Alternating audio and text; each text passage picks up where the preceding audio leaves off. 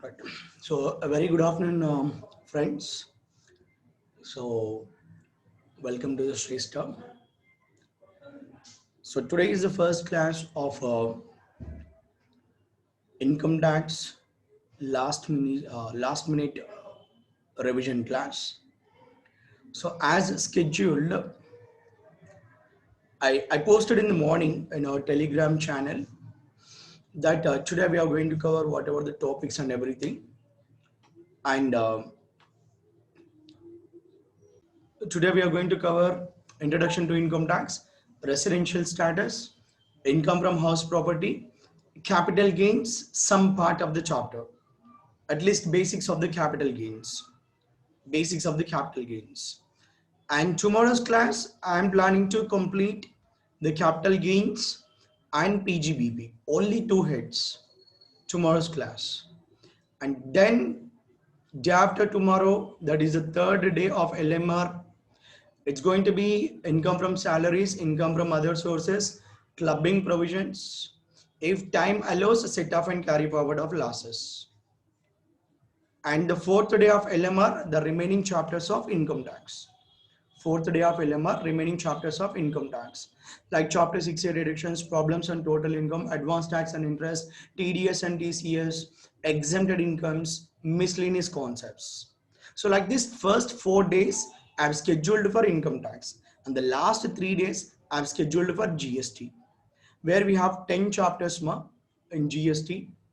3 chapters a day, comfortably we can complete the GST LMR. And coming to the RTP explanation, we will have that RTP explanation on the last day of our LMR batch. Why? Because by this time we will be having the understanding of the entire taxation subject. So with the complete knowledge of taxation subject, if we will do the RTP, then it will be convenient. It will be more convenient and more easy for you. Is that clear to everyone?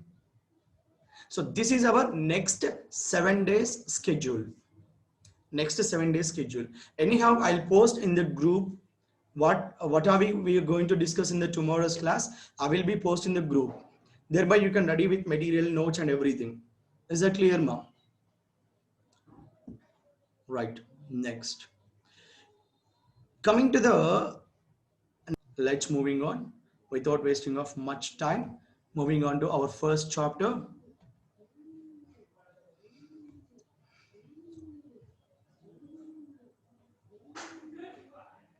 Introduction to income tax. Hope everyone able to see the material on your screens. Respond more, everyone. Are you able to see the material on your screens?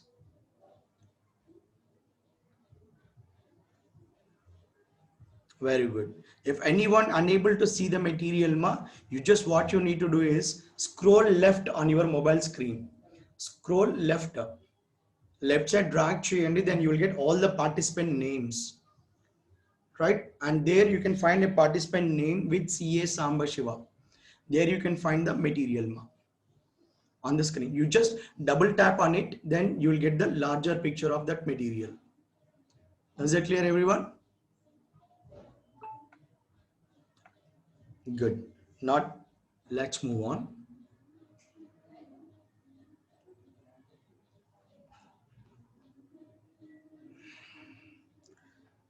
Introduction to income tax, the very first chapter. In this chapter, we are going to learn about what? We are going to learn about all the fundamentals of taxation. All the fundamentals. What do you mean by an SSE? What do you mean by the person? What is the assessment year? What is the previous year? The definition of the total income, tax rates applicable to the different categories of SSEs, basic exemption limit, special tax rates, concepts relating to the income. All this we are going to learn in this chapter, fundamentals, which is very important chapter. Though you may not get a straightforward question from this chapter, but for having the better understanding of the upcoming chapters, you must know about all these fundamentals. In this chapter, you're going to have all the fundamentals. Clear, everyone? First one, what do you mean by the tax? Taxes are levied by government. Which government? Which government? when it comes to the government,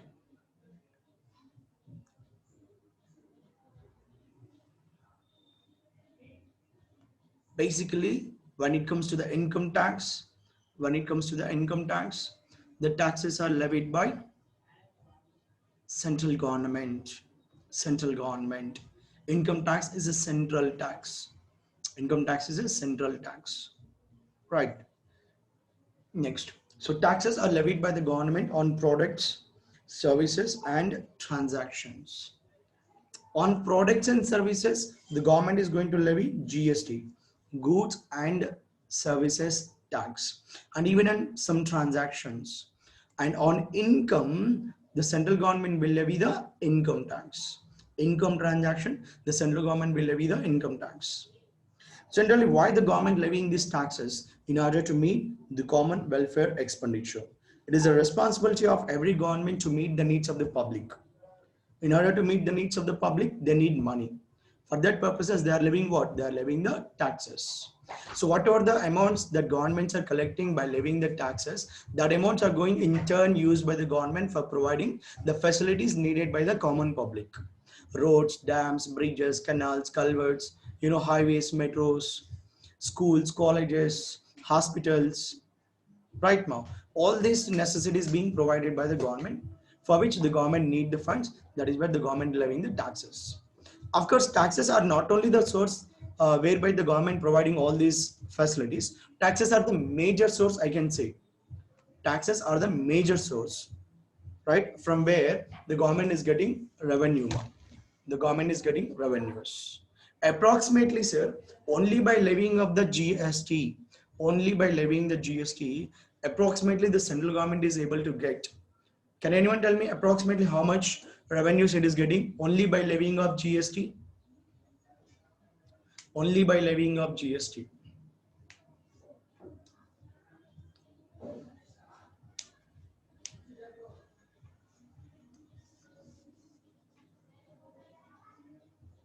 Very good. One student responded. 80%. No, it's not in terms of percentage. In terms of amount, approximately a figure, a blind guess.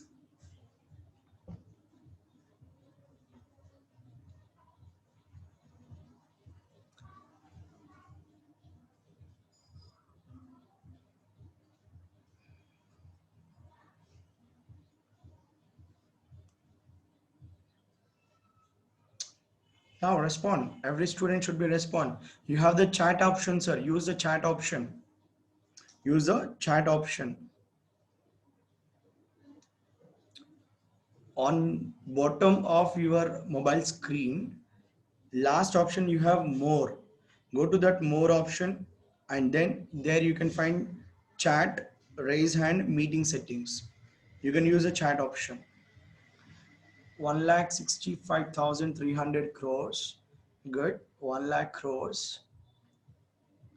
Don't know. 1 lakh crores. 95,080 crores for central government.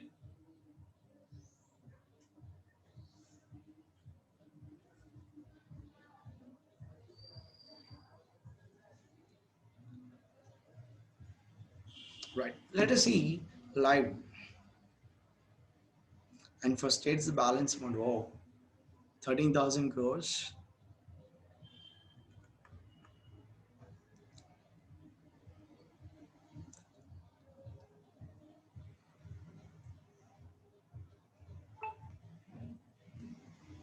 Just a second.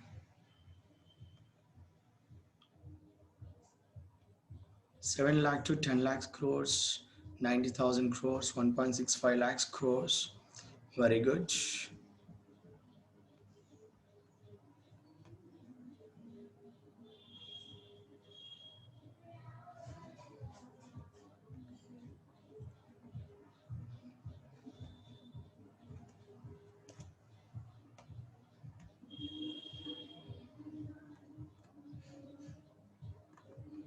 I'll show you the live collections.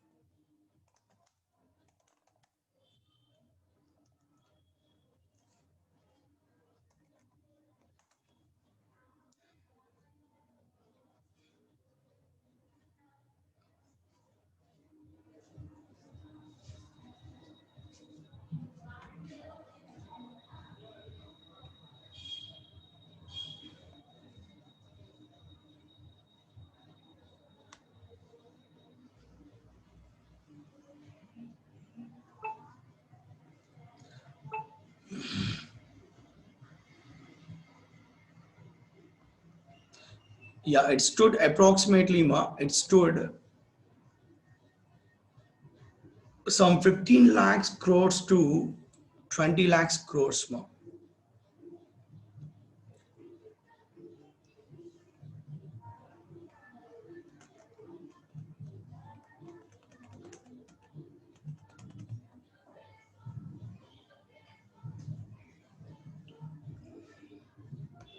It stood around 15 lakhs to 20 lakhs crores. So whatever, recently Atmanirbhar budget they have introduced 20 lakhs crores, right? Economic package is given. That package is hardly the collections of a 1 year tax revenues. Collections of 1 year tax revenues, right? So that is why I said the tax collections from the GST, only from the GST, 20 lakhs crores last year's approximately, right? From income tax, approximately there would be around 8 lakhs to 10 lakhs crores from income tax. The income tax portion is very less when compared to GST. Why? Because GST is having the wider view. The taxes leviable on goods, services, transactions, manufacturing, sales, purchases, transportation, whatever you do, you are liable to the payment of GST. But income tax, it's only on income, right? The scope is very less. The scope is very less. The GST is wider scope. That is why GST revenues are far more than the income tax revenues. But both put together, both income tax and GST, the revenues comes down to approximately 25 lakhs crores to 30 lakhs crores in a year. In a year, the major source of revenue to the government is taxes and taxes. Right. So after that, we have given with the different types of taxes. There are two different types of taxes: direct taxes and indirect taxes. Direct taxes, if the tax is directly levied on income of the person, then it will be treated as a direct tax. The incidence and impact falls on same person. Incidence and impact. Incidence, levy, impact, burden. So levy and burden of tax is both on same person, right? That is what we call direct taxes. Best example, income tax. Best example, income tax. See, I am the person who earning the income, and then the income tax is leviable on me, and I am the person who has to pay the tax, who has to pay it. I cannot, transfer my tax burden to someone else. I cannot shift my tax burden to someone else, right? I'm the person uh, who has to pay it, right? But when it comes to the indirect taxes, the incidence is on one person, the impact will be on another person. The incidence is on one person, impact will be on another person. The incidence is on the manufacturer, incidence is on the wholesaler, incidence is on the retailer, but the burden is on final consumer. Burden is on final consumer. Though initially the taxes seems to be paid by the manufacturer, seems to be paid by the wholesaler, but ultimately it's being paid by whom, sir? It's been paid by the customers, ultimate customers, who will pay that particular taxes. Are you following now? Right? So that is why these are called as, you know, uh, indirect taxes. These were called as indirect taxes. Indirectly levying on a particular person. Shifting of tax burden is easily possible. One can easily shift his tax burden to someone else. Manufacturer will pay the tax initially, but he will shift the same to wholesaler. Wholesaler shift the same to retailer. Retailer shift the same to customer. Customer has to face it. Right? So the best example for this is GST. The person who earning the income is completely the person who is paying the tax. Levy is on one person, burden is on another person. Right. Next, why are taxes levied? Right. We have just now discussed it is a primary responsibility of the government to meet the needs of the public. So that is the reason for the levy of taxes which constitute the basic source of revenue to the government. And revenue so raised utilized for meeting the expenses of the government like defense, provision of education, healthcare, infrastructure facilities like roads, dams, etc. Next, power to levy the taxes. So generally, in order to levy the taxes, the government must have the authorization. Government must have the authorization. So the central government, from where it has got that authorization. So basically said, the supreme authority when it comes to India is Indian Constitution. Everyone should comply with the provisions of Indian Constitution. Right now. So for the levy of income tax, our central government has got the authorization from the Indian Constitution, where in article number 246, 7th schedule, list 1, entry number 82. Entry number 82. Are you following now?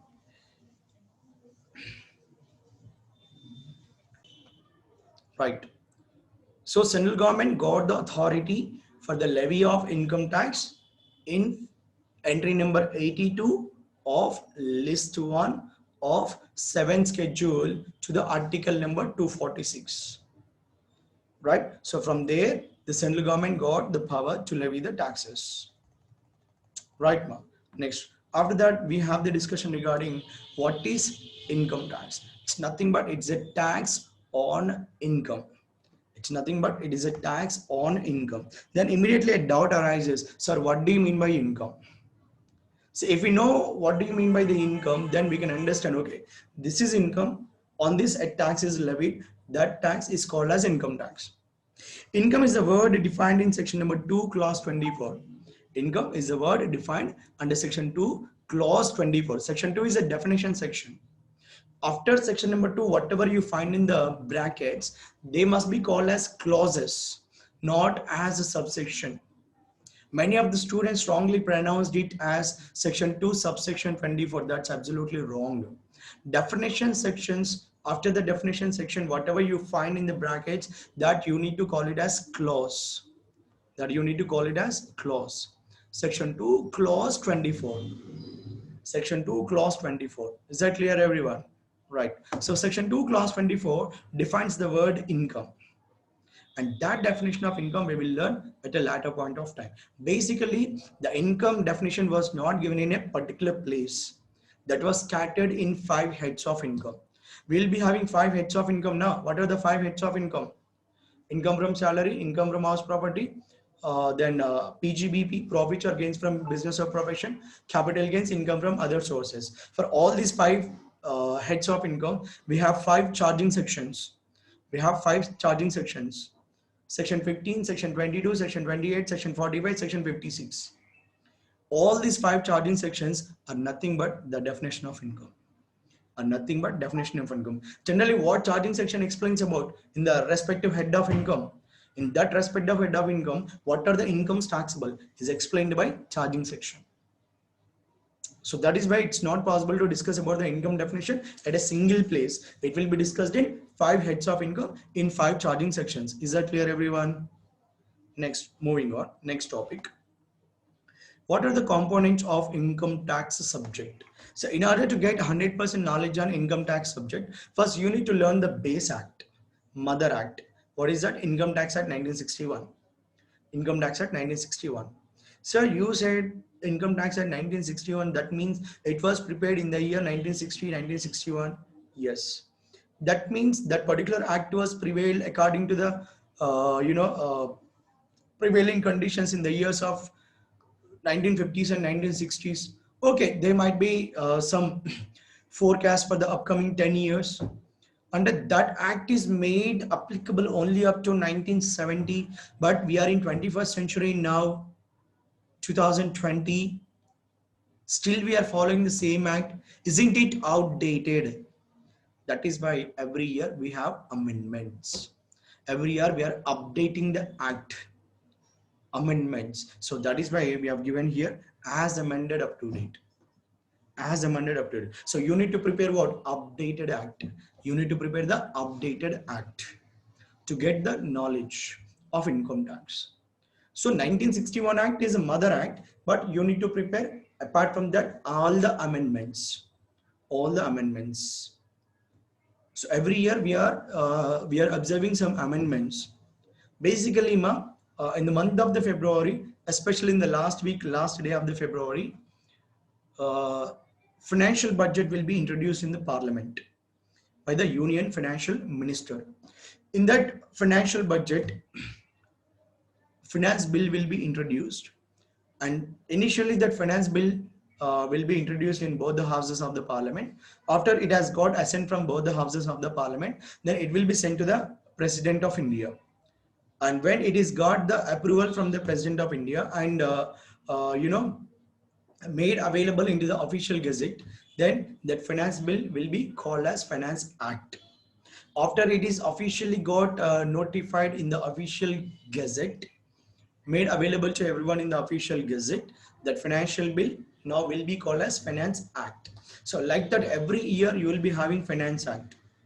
Finance Act 2017, Finance Act 2018, Finance Act 2019, and now Finance Act 2020. Now Finance Act 2020.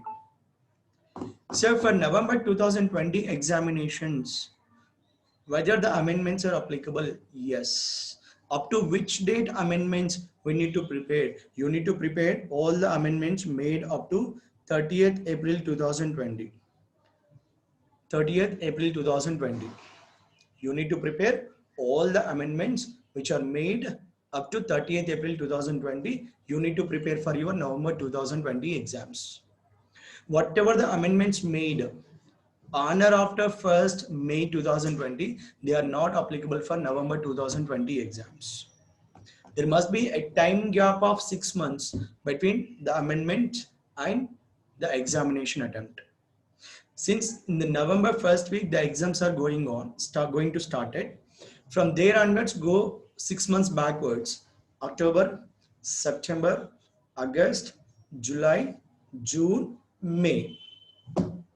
And whatever the amendments taken place from 1st May 2020 to 30th September 2020, that amendments are not applicable to you. Not applicable to November 2020 exams. That are made applicable for May 2021 exams. May 2021 exams ki abhi applicable hota hai amma. Is that clear, everyone? Right. Next. Moving on. The Income Tax Rules 1962. Comparatively insignificant amendments. చిన్న చిన్న amendments ఇవన్నీ కూడా మనకి ఈ income tax rules లో mention చేస్తారమ్మా. Right. Next. Annual Finance Acts. Just now I said. And then notifications and circulars. Notifications and circulars are given to the income tax officers, right, are given to the common use of the public for giving certain exceptions and explanations. So whenever there is a need of some additional explanation is required for a particular provision, or whenever there is some exception to be provided to a particular provision, then the department will come up with the notifications and circulars. Generally, CBDT regularly issue these notification circulars and made available to the income tax department officers. And finally, the judgments. See, income tax subject is a law. It's an act. It's an act. So wherever we said an act, it's a law subject. Income tax law, income tax act. And law ఎలా ఉంటుందంటే sir ఎవరికి ఎలా అర్థమైతే అదే law. So that means there will be always a scope for misinterpretations of the provisions. Misinterpretation of the provisions. Not every person will understand the provision with the true intent of the lawmaker. Lawmaker ఆ provision ని ఏ intention తో అయితే create చేశారో అందరూ అదే intention తో ఆ provision అర్థం చేసుకోవాలన్న రూల్ ఏం లేదమ్మా. There will be scope for always misinterpretations. So that means this leads to what? This leads to disputes between the income tax authorities and assessees. Assessee means the person who is liable to pay the tax. Just a minute. 99886. Who is this? Let's move on. So there will be always a scope for misinterpretation when we are complying with the provisions of income tax. So a dispute arises between the income tax officer and assessee, and the case went on up to Supreme Court, and the Supreme Court will give a particular decision, right? And that decisions also we need to prepare to get the 100% knowledge on income tax subject. At CA intermediate level, writing the case last names is not mandatory. Of course, not even writing the section numbers. So one, no need to worry about writing the section numbers and writing the case last names. It's purely optional, sir. It's purely optional. If you're 100% confident about the section number, if you're 100% confident about the case law name, then only write. Then only write. Are you following me? See, by writing the section numbers, by writing the case laws, you are not going to get any additional marks. But by writing a wrong section number, by writing a wrong case law name, you're going to definitely lose the marks. Better not to write that case laws names or section numbers if you are not sure about the same. Even if you have 1% doubt about the section number, don't write. You can simply write as per the provisions of Income Tax Act. That's in that manner you can write in the main exams. Are you following, ma? But by writing the section number and case law name, you can get the impression of the valuationer. At least try to remember the most important sections, most important case law names. We have some case law names like CIT versus BC Srinivasa Shetty, one of the very important case law. Manjula Jesha versus CIT, Vania Silks Limited, Mahindra Mills Limited. All these are some very important case laws at CA Inter level. Try to remember that case law names. And if any question relating to that particular provision is there, try to quote that question case law name. Clear? So in order to get the 100% knowledge on income tax subject, you need to have the knowledge of the Mother Act, Income Tax Act 1961, but you need to prepare an updated act, income tax rules, finance acts, notification circulars, and judgments. Clear? Moving on.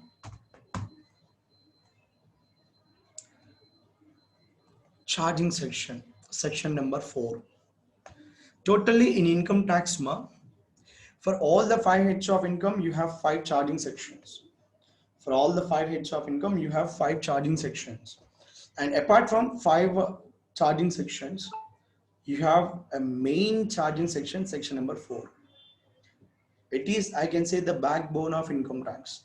Charging section number 4 is the backbone of income tax. Are you following, ma? Right?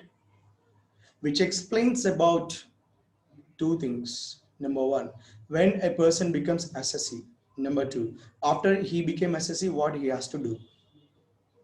After he became assessee, what he has to do. These 2 things explained in the charging section.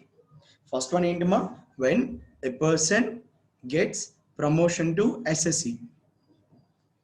This is the first thing we are going to learn from the charging section. Second one, after you becoming an assessee, then what you have to do? What is your obligation? What is your responsibility? That is what explained in the charging section. 2 parts. Right. So when a person becomes assessee, when such person's total income exceeding the basic exemption limit during the previous year. What is the basic exemption limit? It is a limit up to which one is not required to pay any tax. The maximum income not chargeable to tax. That is what we call basic exemption limit. If your total income exceeding basic exemption limit, then you got a promotion from person to assessee. Are you following now? I'll show you my notes. Thereby you can have some better clarity.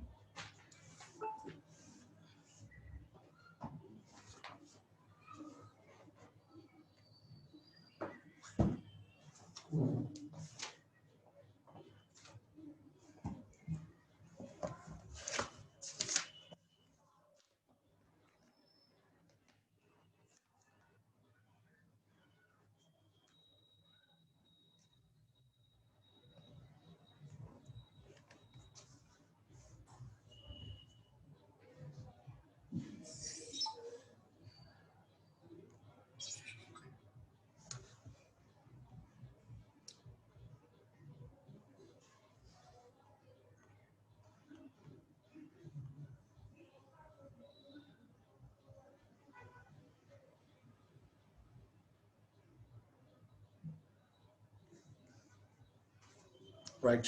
Are you able to see the notes? Every one of you?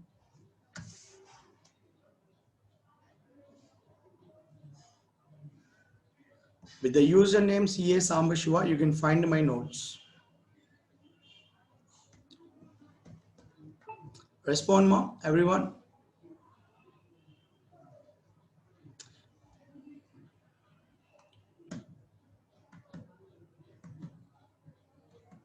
Very good. Good. You can see here, group 1, paper number 4, taxation for 100 marks. For 100 marks. So part 1, income tax for 60 marks and part 2, GST for 40 marks. In income tax, I have noted down here the list of important chapters for income tax, right? Obviously, the first important chapter, total income problems, you'll get a definite question from the examination point of view. This point I will explain at the last class, ma. While after the completion of discussion of RTP, sir, I'll give you the examination tips, I'll give you the presentation tips and everything. And I'll also give you the list of important chapters from income tax and as well as GST. You don't worry about the same. You don't worry about the same. So after that, introduction to income tax, first part, I will give all these notes in the Telegram channel. You don't worry. All the scanned copies of these notes I will make available in the Telegram channel. Clear? So let's directly come to the charging section part.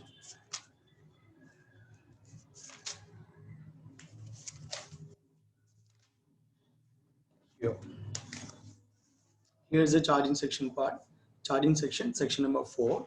The discussion is about, and you can see here, a person whose total income during the previous year exceeding basic exemption limit, then he will become an SSE. Then he will become an SSE. Person whose total income during the previous year exceeding basic exemption limit. Basic exemption limit varies from person to person. We also have a separate topic of basic exemption limit. There I will tell you what is the basic exemption limits to different categories of persons. So this is the first part of the charging section. So when you become an SSE, liability to pay the tax arises. Liability to pay the tax arises on you. Right now. And then after that, you have the definition of person. You have the definition of person.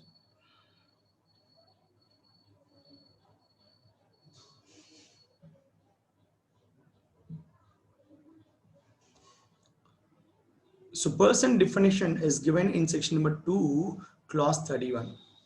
Section number 2, clause 31 defines the word person. Defines the word person. So first category, it includes individuals, companies, right? Companies here, two categories, Indian companies and foreign companies. Then partnership firms, LLPs, HUFs, undivided family concept. This undivided family concept is being extended to two more religions, that is Jains and the Sikhs. Jains and the Sikh. So Hindu undivided families, Jain undivided families, and Sikh undivided family. Sikh undivided families. And then after that, AOP, BOI, right? Association of persons, a body of individuals. So what do you mean by the association of persons and body of individuals? Right, I've given you the explanation here. A group of persons coming together for a common purpose under a registered deed, then it will be called as a partnership firm. A group of persons coming together for a common purpose without any registration deed, then it is an association of persons. Association of persons. With a registered deed, partnership firm. Without any registered deed, association of person. And group of individuals coming together without any registration deed, then it is body of individuals. So this is the difference between AOP and BOI. Any person can become a member of AOP, but when it comes to BOI, only individuals can become member. Only individuals can become member of BOI. That's the difference between AOP and BOI.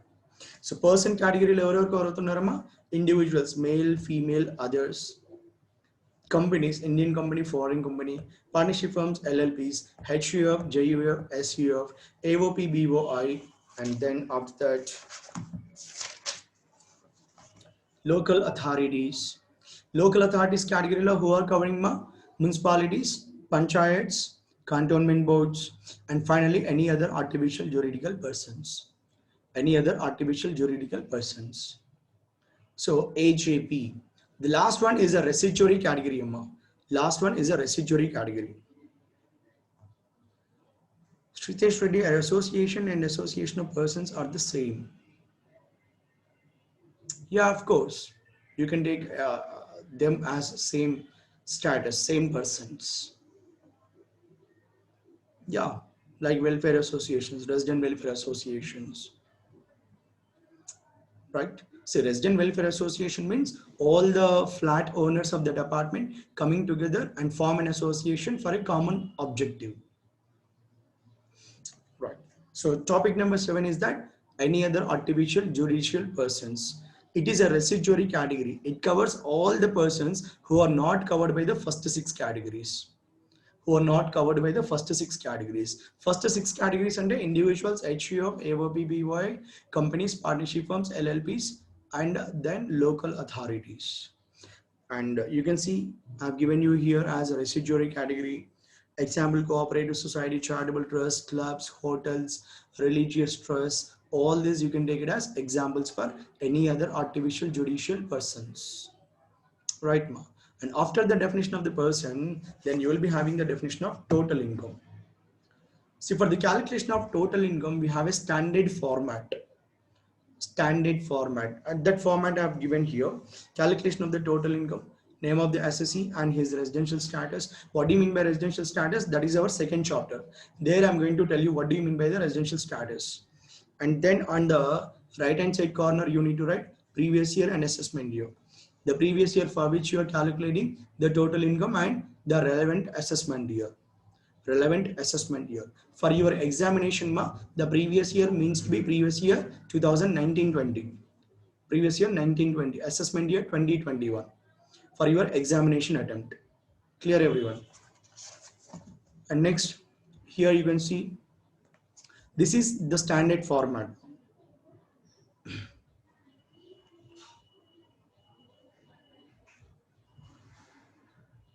Just a minute.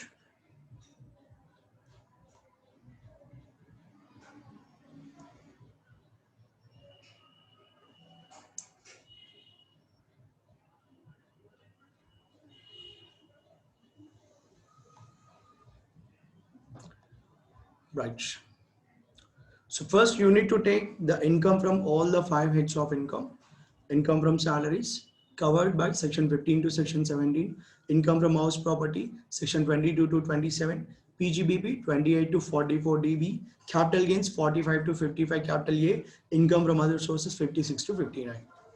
The total of these 5 heads of income is what we call gross total income. Is what we call gross total income. And from the gross total income, you need to deduct chapter 6A deductions, mainly covered in between section 80C to 80U. Of course, for the gross total income, we have some adjustments like clubbing provisions, some adjustments like set off and carry forward of losses, right, ma? That adjustments we need to make, and after making this,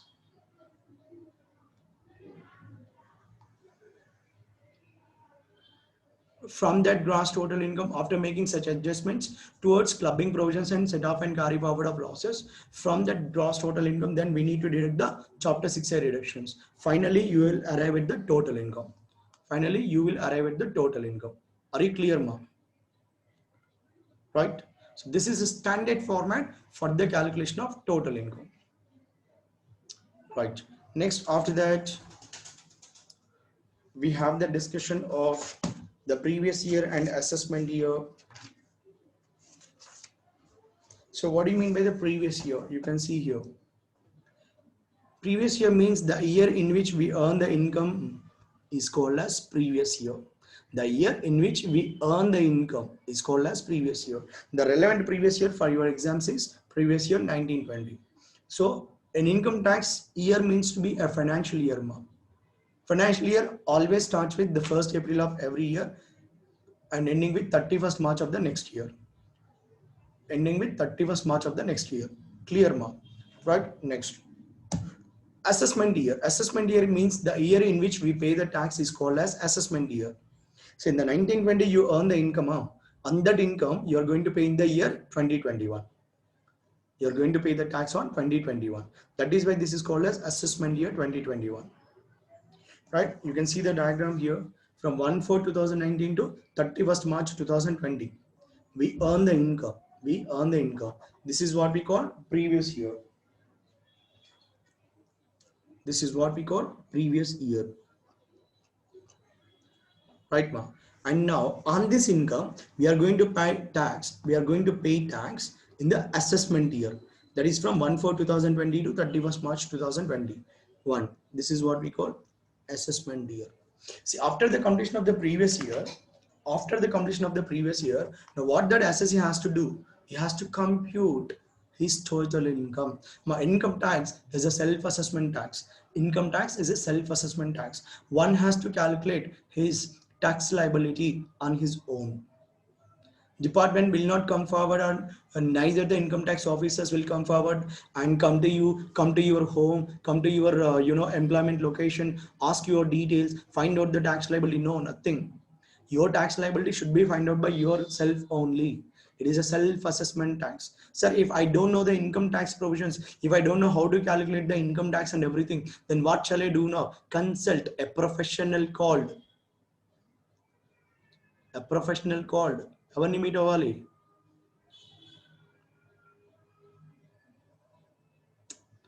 Respond, ma. Chartered accountants, very good. All my future chartered accountants, respond. Right. So that is why we are there now. Right. The major clients we will get is in relation to calculation of the total income and the tax liability. Income tax is such a kind of subject. Don't learn it for examination sake. Learn it for your life. Income tax is a subject which will give you life. If you go to the practice, the most important subject, the most useful subject to a practicing chartered accountant is income tax.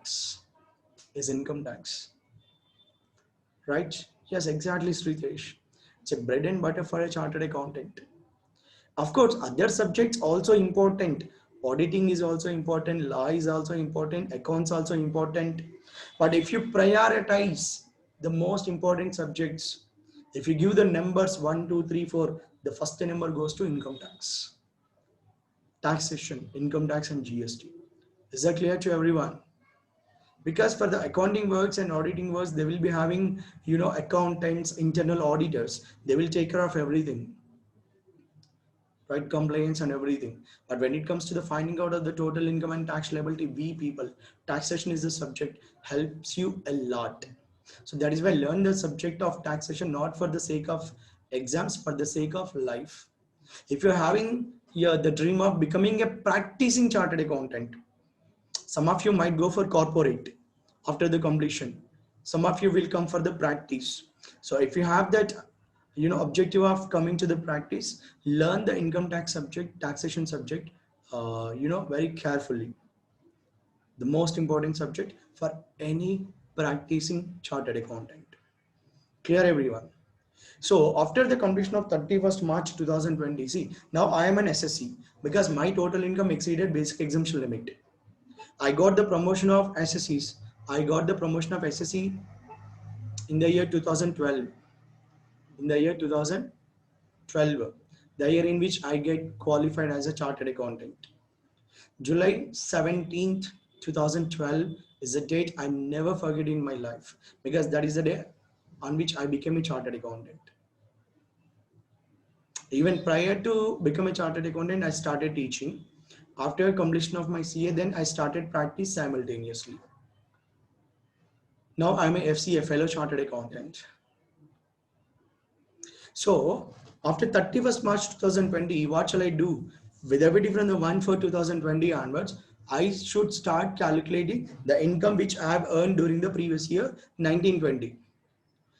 And on that income, I should calculate my tax liability, self-assessment. Clear? So what I'm doing in the assessment here, I'm making calculations, right? I'm assessing my total income and I'm assessing my tax liability. That is why this year is called as assessment year. What I am doing? Assessment. Assessment and the calculations. That is why this is called assessment year. Clear, everyone? So the previous year for your examination attempt 1920 relevant to the assessment year 2021. Is that clear? Next. After that, you have the discussion of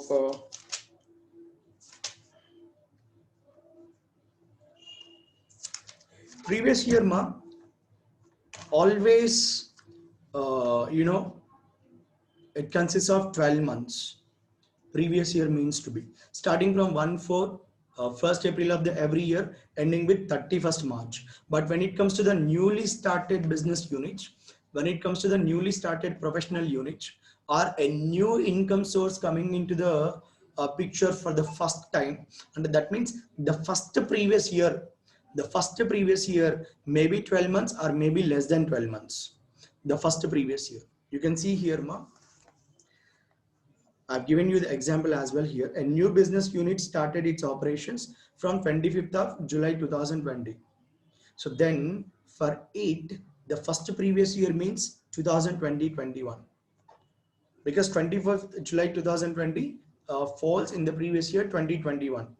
So for this new business unit, the first previous year commences on 25th July 2020 ending with 31st March 2021. So whenever the previous year commences, no problem. It's always going to end with 31st March.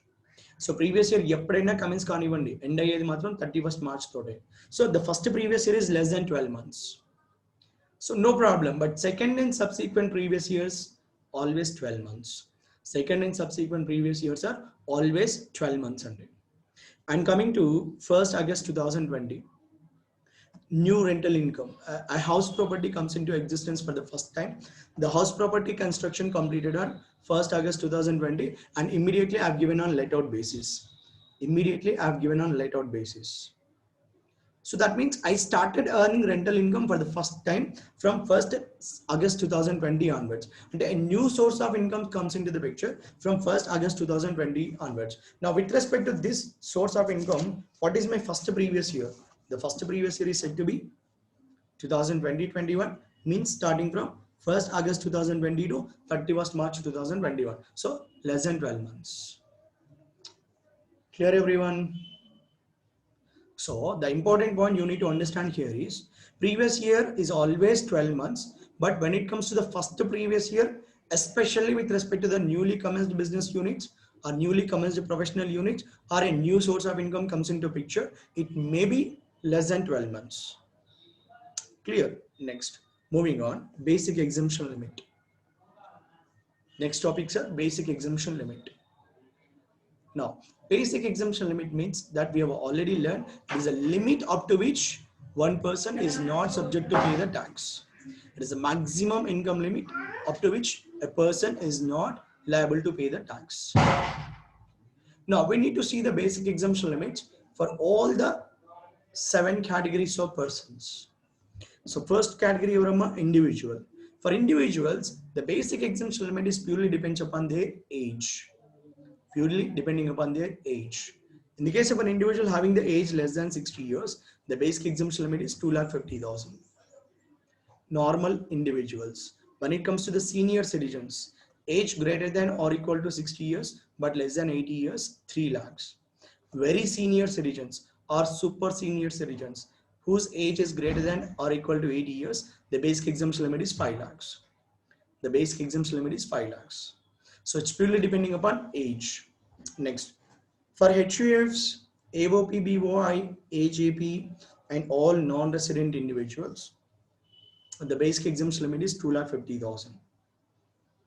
It restricted to 2,50,000. Next, after that, and for the remaining categories of persons, whoever is there, like partnership firms, LLPs, companies, cooperative societies, local authorities, the basic exemption limit is 0. The basic exemption limit is 0, and that means all these persons, companies, local authority, partnership firm, LLP, cooperative societies, all these people, they have to pay the tax on each and every rupee they have earned. Each and every rupee they have earned. No basic exemption limit means every rupee of their income is taxable and at themselves. Clear. Coming to the rates of taxation, the different tax rates applicable to the different categories of persons. Let us see. First one, individuals having the age of less than 60 years and a normal citizens. So the tax rates are given on slab basis. Up to 2,50,000, 0. 2.5 lakhs to 5 lakhs, 5%. 5 lakhs to 10 lakhs, 20%. About 10 lakhs, 30%. Slab wise, you need to remember the rates only. And then individuals having the age greater than or equal to 60 years but less than 80 years. That means senior citizens. For them, the basic exemption limit 3 lakhs. 0, 3 to 5 lakhs, 5%, 5 to 10 lakhs, 20%, about 10 lakhs, 30%. And individuals having the age greater than or equal to 80 years. That means senior, super senior citizens, very senior citizens, up to 5 lakhs, 0, 5 to 10 lakhs, 20%, about 10 lakh, 30%. So you must be very careful here, ma. With respect to the super senior citizens, there is no 10% slab, 5% slab rate. There is no 5% slab rate. Super senior citizens, very senior citizens income straight away taxable at the rate of 20%. Clear? Next. After that, for the AOP, BOI, HUF, SUF, JUF, and any other artificial judicial person, the same slab rates are applicable. The same slab rates are applicable. The first category, individual. Normal citizen की एवैते tax rates apply होता है, the same tax rates holds good in the case of association of persons, body of individuals, HUF, Hindu undivided families, Sikh undivided families, Jain undivided families. For the AGP, any other artificial judicial persons. Clear, everyone? And now coming to the all non-resident individuals. All non-resident individuals are covered in this category only. First category of individuals. Irrespective of their age, the tax rates are applicable the same only. Non-resident individuals, whether they are having the age less than 60 years, less than 80 years, in between 60 to 80 years, irrespective, the basic exemption limit fixed at 2,50,000 only. You must be very, very careful here. These are the tax rates applicable to individuals. Then after that, companies. Companies, when it comes to the foreign companies, the tax rate applicable 40%. When it comes to the domestic companies, it's purely depending upon its turnover. Its turnover. If the turnover of the domestic company during the previous year 17-18 not exceeded 400 crores, less than or equal to 400 crores, the tax rate applicable is 25%. And exceeding 400 crores in all other cases 30%. So domestic company tax rates vishayamlo one must be very, very careful. Very, very careful. Sir, in the main exam, if the turnover of the previous year 17-18 is given, and if it is less than or equal to 400 crores, then only take 25% as tax rate. If no information is provided regarding the previous year 17-18 turnover, then straight away take 30% as tax rate. Simply it is given the company information, a domestic company, and the question is silent about 2017-18 turnover. Then what you have to take? You have to take the 30% as a tax rate. Clear, ma? Next. Partnership firms and LLPs 30% flat rate, local authorities 30% flat rate, cooperative societies slab rates are there. Up to 10,000 10%, 10,000 to 20,000 20%, and about 20,000 30%. These are the tax rates applicable, ma. Right? Next. In India, sir, if you have the income, you have to pay income tax. On that income tax, you have to pay surcharge. But of course, you find a star mark here. Star mark and the meaning ain't. Conditions apply.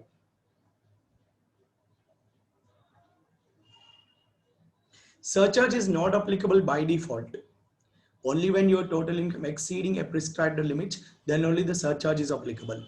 Then only the surcharge is applicable. right, ma? And on income tax and surcharge, you need to pay health and education cess. Health and education cess by default applicable to all the assessees at the rate of 4%.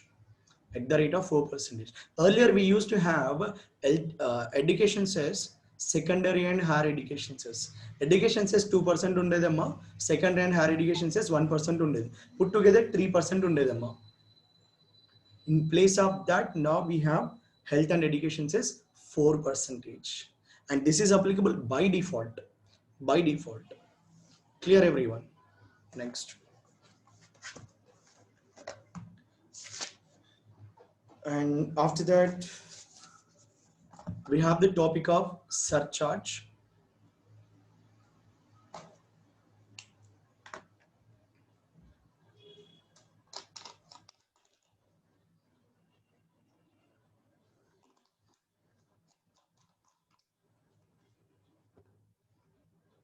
You have the topic of the surcharge. Surcharge, it is a tax on tax.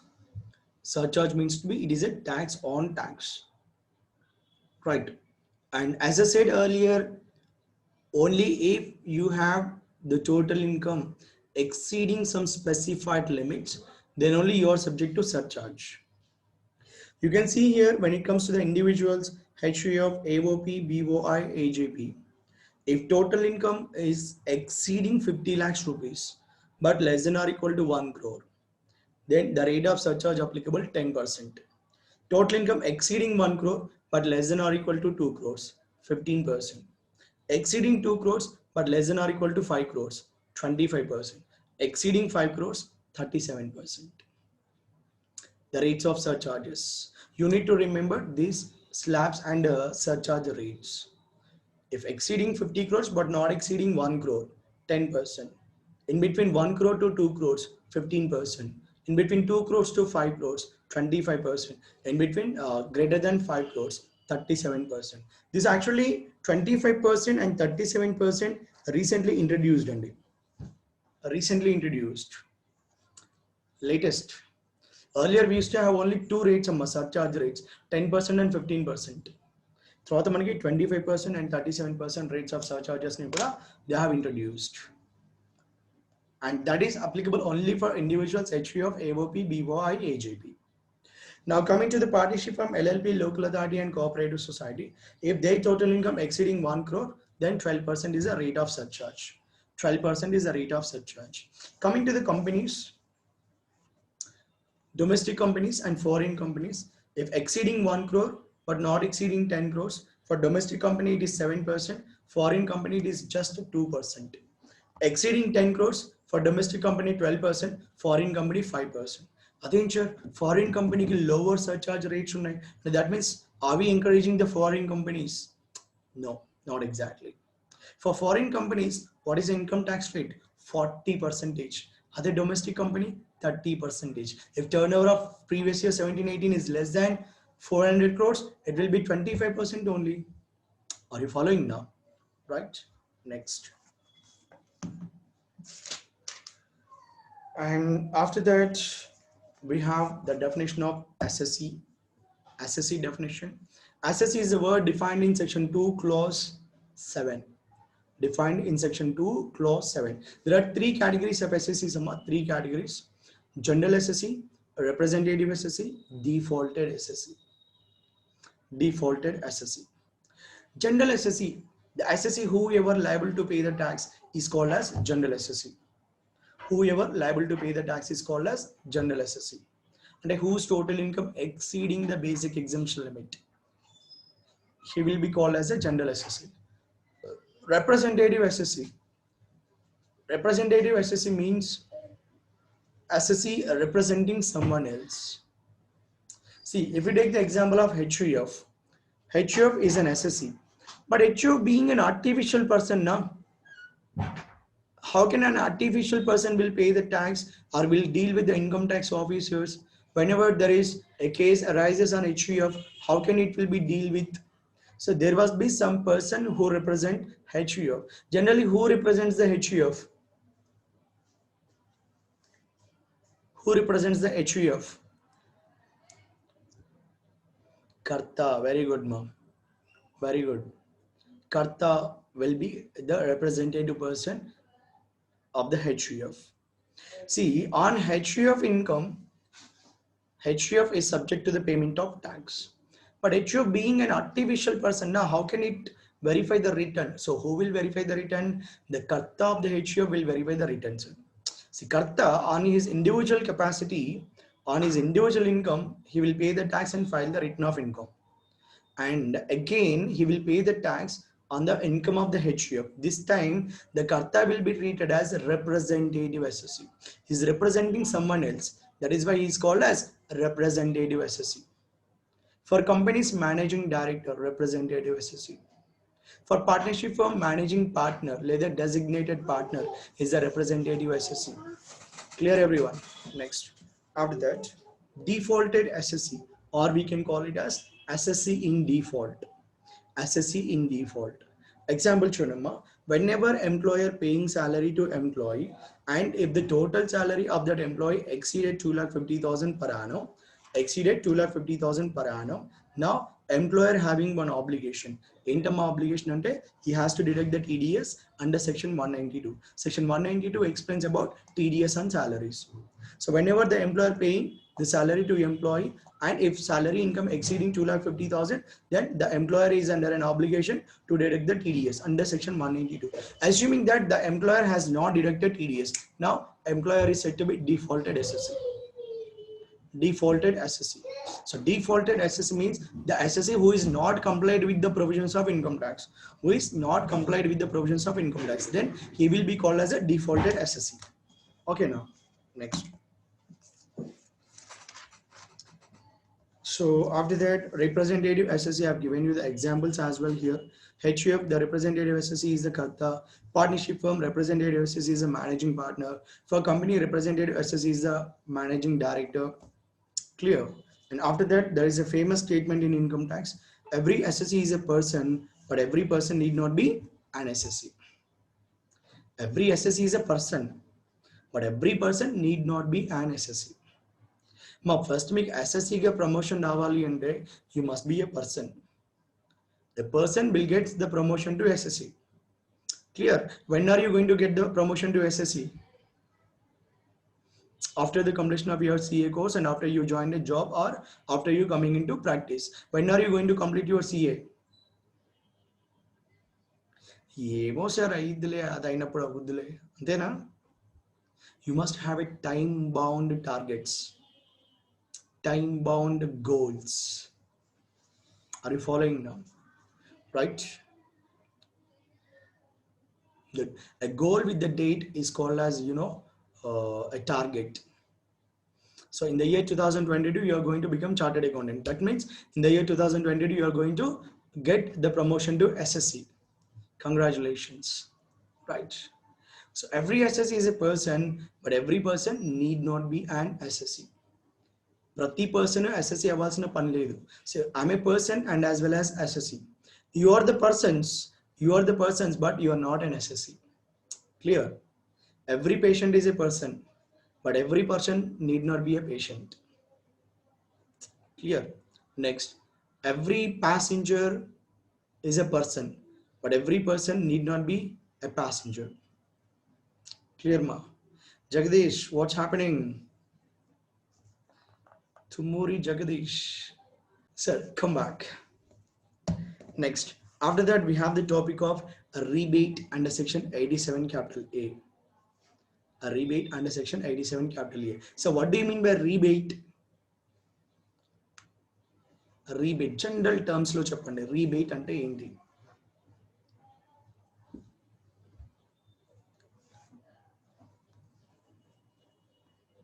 A rebate is said to be discount. Say in the upcoming month, you're going to see this discounts festival. Upcoming years, we have Dasra festival, then immediately followed by Diwali.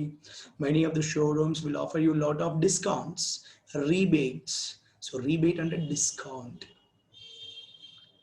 So that means you're going to have some discount on your tax payment. But in order to get this benefit of rebate, there are 3 conditions to be satisfied. What are the 3 conditions? Assessee must be an individual. Assessee must be an individual. and his residential status must be resident. So he must be resident individual and his total income shall not exceed 5 lakhs rupees. So less than or equal to 5 lakhs rupees, then only he is entitled for rebate. See why the department is given this rebate? Why? Because it has not increased basic exemption limit. Since last 4 years, there is no increase in the basic exemption limits. It's actually a tradition, every year whenever there is an introduction of financial budget, it's the tradition of the government to increase the basic exemption limits only. But since last 4 years, 5 years, there is no increase in the basic exemption limits. Instead of increasing the basic exemption limit, they are giving what? They are giving the rebate benefits they are giving now. Earlier it used to be 2,500, then it has increased to 5,000. Now it is increased to 12,500. 12,500 now. Are you following? Right? Next. So rebate benefit, when it comes, rebate benefit is applicable in the case of the resident individuals whose total income not exceeding 5 lakhs rupees. They can claim a maximum rebate of 12,500 rupees. A discount in the tax liability. Next, after that, you have the concept of marginal relief. Marginal relief. Now, what is this concept of marginal relief? Basically, sir, the marginal relief comes into the picture only when the assess is subject to surcharge. No surcharge, no marginal relief. Examples also given here. You can see here one example. Assessee name Mr. Satyaraju, our accounts faculty. Total income 51 lakhs. So step number 1, calculation of the total income, that is 51 lakhs. So tax liability, find out share number. First 2,50,000 0. Next 2.5 lakh to 5 lakhs 12,500. 5 to 10 lakh 1 lakh. 10 lakh to 51 lakhs. So that's 41 lakhs into 30%. 12 lakh 30,000. So income tax comes down to 13 lakh 42,500. And since the total income exceeded 50 lakhs, he is subject to the payment of surcharge at the rate of 10%. So add the surcharge of 10%. So then income tax plus surcharge comes down to 14,76,500. Now moving on, step number 2, let us assume that the total income of the assessee is equal to 50 lakhs only. Exactly equal to 50 lakhs. Then the tax liability will be tax liability calculation number up to 2,50,000 nil. Next 2.5 lakhs to 5 lakhs 12,500. 5 lakh to 10 lakhs 1 lakh. 10 lakh to 50 lakh 12 lakhs. Total just a total tax liability 13 lakhs 12,500. What about surcharge? Surcharge is not applicable here. Why? Because the total income has not exceeded 50 lakhs. Total income 50 lakhs exceed avaledu kada. So hence no surcharge is applicable. So when total income is 51 lakhs, this is a tax liability. When total income exactly equal to 50 lakhs, this is a tax liability. So what is the additional income you have? 1 lakh. What is the additional tax liability you are getting? 1,64,250. And that means for having the additional income of 1 lakh, you're supposed to pay the additional tax liability of 1,64,250. It's very unjust, unlawful. Yes or no? On this additional income of 1 lakh, you are paying the tax at the rate of 164.25%. Earlier, sir, in our ancient times, where we were ruled out by the Britishers, there is a concept of super tax. Telsa, Britishers manamida super tax and levy chesevalandi. Actually, the concept of income tax came into India. It's not made applicable by Indians actually. It was introduced by the Britishers, James Wilson, not James Cameron. James Wilson is the first Indo-British finance minister who started levying the income tax in India, sir. In the year 1960, for the first time, the concept of income tax came to India. Right, which is much more than concept of super tax, 164.25%. So very unlawful. That is why the department come up with a concept called marginal relief. However, in order to get this amount as tax benefit, you need to surrender this additional 1 lakh income. అర్థమవుతుందా? ఈ 1,64,250 మీ tax కట్టకుండా ఉండాలి అంటే మీ దగ్గర ఉన్న additional ఇన్కమ్ని surrender చేయాలి. ఎవరికి surrender చేయాలి? To the central government. If you surrender this 1 lakh to the central government, then it will not be treated as your income. And that means then your income comes down to only 50 lakhs. When your income is 50 lakhs, then your tax liability 13,12,500. You're not required to pay this 1,64,250. Ante, what is the marginal relief you're getting? The marginal relief you're getting is 64,250. ఈ 1 lakh pay చేస్తున్నాం కదా central గవర్నమెంట్కి, ఇందులోంచి తీసేయండి, ఇంకెంత మిగిలింది? 64,250 is a marginal relief. Right now, next. Finally, step number 4, the calculation of tax liability. So tax on your original income 51 lakh, that is 14,76,750, from which deduct the marginal relief 64,250, then you will get 14,12,500, for which add the health and education cess, then your total tax liability 14,69,000. Is that clear, everyone? Right, this is how one has to calculate the marginal relief. Marginal relief comes into the picture as long as your additional income is lower than your additional tax liability. You can see here, as long as your additional income is lower than additional tax liability. So ఈ condition satisfy చేసిన ప్రతిసారి there is a concept of marginal relief. There is a scope for marginal relief. Clear, everyone? And then after that we have the concept of average rates of tax. Average rate of tax. Sir, what do you mean by average rate of tax? Suppose that example, Mr. Money having the total income of 15 lakhs. Then what could be his tax liability? His tax liability 2,73,000. His tax liability 2,73,000. So if Money asks you, sir, at what rate of tax I have paid this? Sir, up to 2,50,000, 0, 2.5 lakhs to 5 lakhs, 5%, 5 to 10 lakhs, 20%. No. Tell me a single rate at which I have paid this tax. So single rate and day, then find out average rate of tax. So average rate of tax is equal to, this is a formula, sir. Total tax liability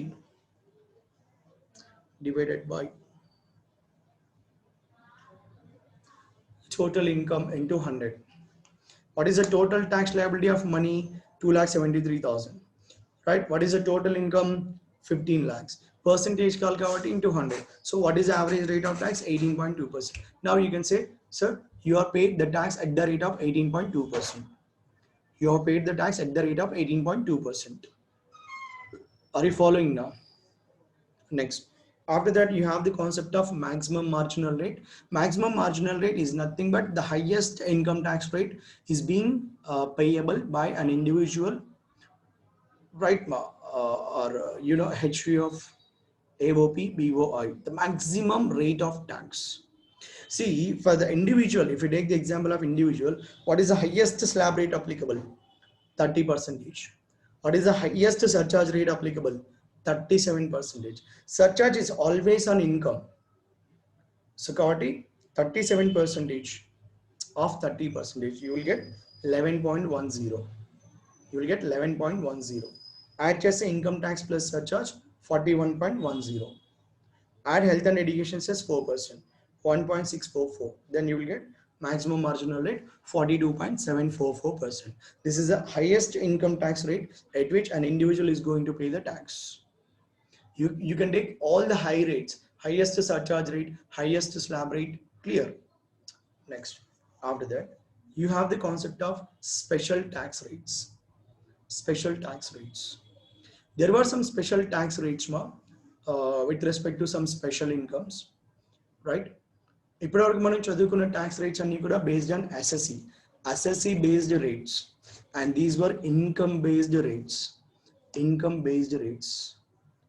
There are certain special incomes like long-term capital gains, short-term capital gains, winnings from lotteries, right? Deemed income, domestic company dividends. Are you following me? Right. Now you can see here. First, section 112 capital A, long-term capital gains. Long-term capital gains arising on transfer of listed company equity shares, right? Arising on transfer of listed company equity shares, listed company units or units of business trust.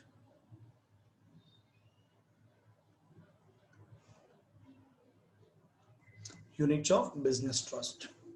So as and when you are transferring these assets, listed company equity shares, listed company units, and units of business trust, then 112A comes into picture. Up to 1 lakh exempted from tax, in excess of 1 lakh taxable at a rate of 10% flat rate. 10% flat rate. Next, section 112 capital gains. Section 112 capital gains, the tax rate applicable 20% flat rate.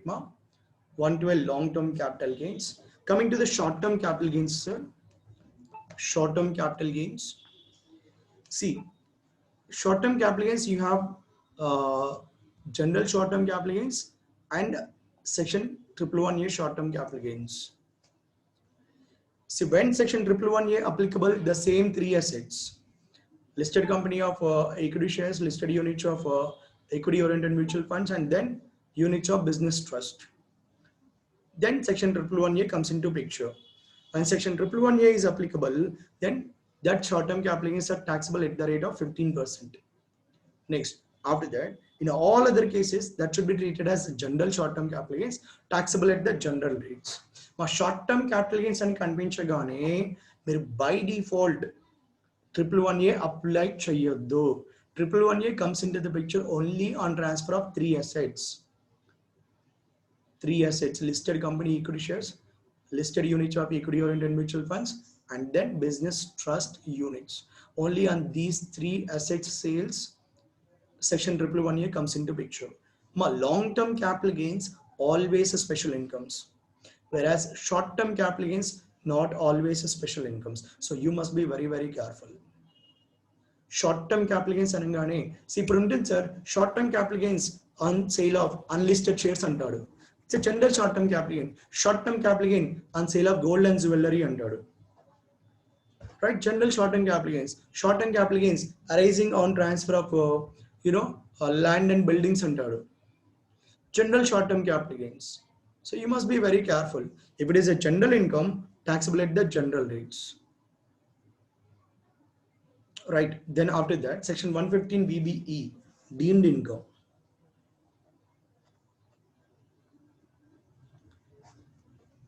About the same, we are going to learn in the miscellaneous topics only. Section 69 explains about the concepts of deemed income, unexplained investments, unexplained expenditure, unexplained cash credits, unexplained money jewelry, loans repaid through hundi. Are you following now? These are said to be the deemed incomes taxable under section 115 VBE. For them, the tax rate applicable is 60%, 60. Tax rate applicable is 60%, and surcharge at the rate of 25%. So 15% వస్తుంది. 16 to 25%, 15, total 75%. Health and education says 3%. That means 4%. 75 into 4% comes down to 3%. And then the total tax rate applicable to you when it comes to the deemed income is 78%. అర్థమవుతుందా?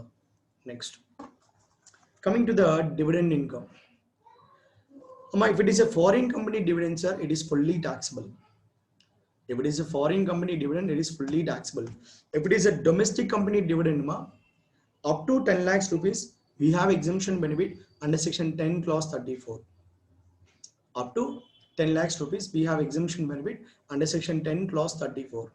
In excess of 10 lakhs, the excess portion will be taxable at a flat rate of 10% under section 115 BBDA.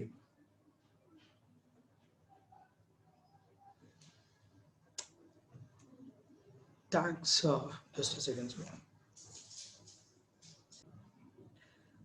So domestic company dividends up to rupees 10 lakhs exempted from tax under section 10 clause 34. In excess of 10 lakhs, it will be taxable at a flat rate of 10% under section 115 BBDA. And coming to the foreign company dividend, it is fully taxable. Foreign company dividend, it is fully taxable. Right, Ma? Next.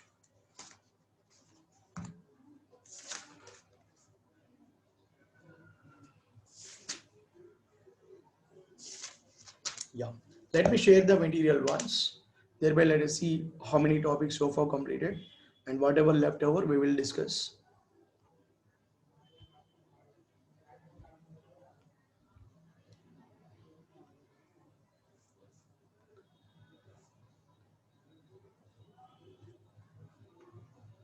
Right. Hope you are able to see the material now on your screen.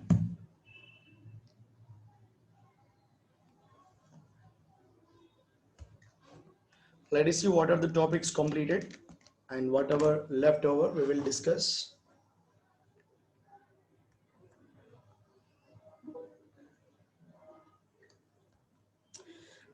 Yeah. So we have completed the discussion of charging section and explanations to the following terms also we have done. We have seen the definition of person completed, and then total income completed, financial year completed, previous year completed, assessment year completed, golden rule of income tax. What is the golden rule of income tax? The income earned during the previous year is taxable in the assessment year. There is a golden rule of income tax. Income earned during the previous year taxable in the assessment year. But we have some exceptions. There are 5 cases. In 5 exceptional cases, the income of the previous year is taxable in the previous year itself. The income of the previous year is taxable in the previous year itself. So what are that 5 exceptional cases and everything we have in the last chapter, miscellaneous concepts? There I will explain, And then maximum income not chargeable to tax, nothing but basic exemption limit already completed. And then surcharge completed, SSC definition completed, Finance Act completed, Health and Education Cess completed, rebate completed, marginal relief completed, average rate of return rate of tax completed, MMR completed, special tax rates completed. Now, important concepts relating to income. These were the leftover topics, almost at the end of the chapter, sir. So important concepts relating to income. First point, income can also be in cash and as well as can also be in kind. See, every time that income need not be in cash only. Sometimes that income can also be in kind. And income includes notional income. Notional income means fictitious, which is not real. Among all the 5 heads of income, sir, in the 4 heads of income, that actual income is taxable, sir. But in one head of income, instead of actual income, fictitious income is taxable. Notional income is taxable. Can anyone tell me what is that? Very good, Mas Ritesh. Income from house property. Income from house property is the only head of income which is taxable, where the notional income is taxable instead of the actual income. Why? I'll tell you in that chapter. Our chapter lo cheptanamma. Next. Every income need not be a taxable income. We have some exemptions as well under section 10. Under section 10, we have some exemptions. Right, section 10.1, agricultural income exempted from tax. Section 10.2, share income of the members of the HUF exempted from tax. 10.2a, partners share income is exempted from tax. Like that, we have some exemptions under. So every income need not be a taxable income. Next, illegal income is equally taxable. See, income tax department is least bothered about legality of income. About the legality of income. Whether it is a legal income or illegal income, equally taxable. Next, income includes loss. That means, see, whenever you have an income, sir, you are subject to the payment of tax. But whenever you have a loss, take the tax benefit out of it. Take the tax benefit out of it. Losses, you can be set off with the other incomes, whereby you can reduce your total income, you can reduce your tax liability. Are you following now? Right, we have a chapter called set off and carry forward of losses. There we are going to understand how one can set off the losses and how one can carry forward the losses. Next, same income cannot be taxed twice. This is the golden principle of income tax. Same income cannot be taxed twice. If an income is already taxed on accrual basis, it should not be taxed again on receipt basis, and vice versa. Right now, it's enough to pay the tax only once. Next, income may be taxed either on accrual basis or on cash basis. This is representing the method of accounting, section 145. Section 145 gives you the method of accounting applicable for all the 5 heads of income. The method of accounting applicable to all the 5 heads of income. Right now, I'll show you that method of accounting in the notes. Let me complete the theory first. Next, income means a regular periodical monetary returns from a definite source, like employment is a definite source, salary is an income, house property is a definite source, rent is the income, business is a definite source, profits are the incomes. So generally this is what we call income. But however, certain incomes which do not arise regularly also treated as income for tax purposes, like winnings from lotteries, betting, gambling, crossword puzzles and everything. Yes or no? The betting season is going to commence kada, going to start within 2 days or 3 days in the betting season. Come back. Next, rounding off of the total income. Total income and tax liability should be rounded off to the nearest multiples of 10 rupees. Nearest multiples of 10 rupees. And any paisa is there, the decimal points should be ignored. Amma. The decimal points should be ignored. Is that clear? Right. With this, we have completed the theory of the first chapter. That is Introduction to Income Tax. So I'll show you the notes of method of accounting applicable for all the 5 heads of income.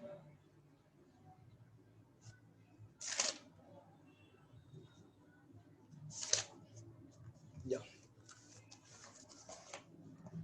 So this is a method of accounting. Section 145 applicable for all the 5 heads of income. For income from salaries, it is due or receipt basis, whichever is earlier. For income from house property, it is accrual basis. For PGBP, accrual basis or receipt basis, whichever is regularly followed by the assessee. Capital gains, accrual basis.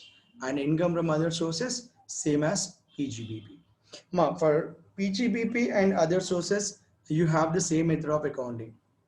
Accrual based of accounting or receipt based of accounting, whichever is regularly followed by assessee. For capital gains and house property, you have same method of accounting, accrual based of accounting. And ఏదైనా కాస్త డిఫరెంట్గా ఉందంటే అదే income from salaries, due or receipt basis, whichever is earlier. Clear ma? So with this, we have completed our first chapter. Doubts on sir? We have a time of 2 minutes. Ask me the doubts if any.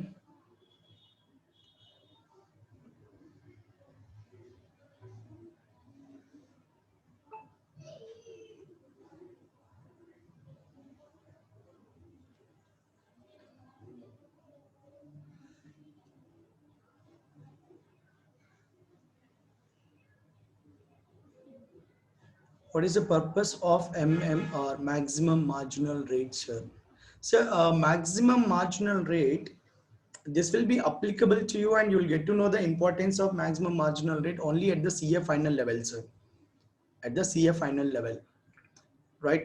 We have the concept of maximum marginal rate for the purpose of calculating what is the maximum tax liability an individual person or HUA person can pay to the income tax department. And so, student, can we have PDF of this course? Yes, you will get all the chapters PDF materials, ma, don't worry. Next, marginal relief. Concept of marginal relief comes into the picture only when your total income, sorry, uh, your additional income is less than your additional tax liability.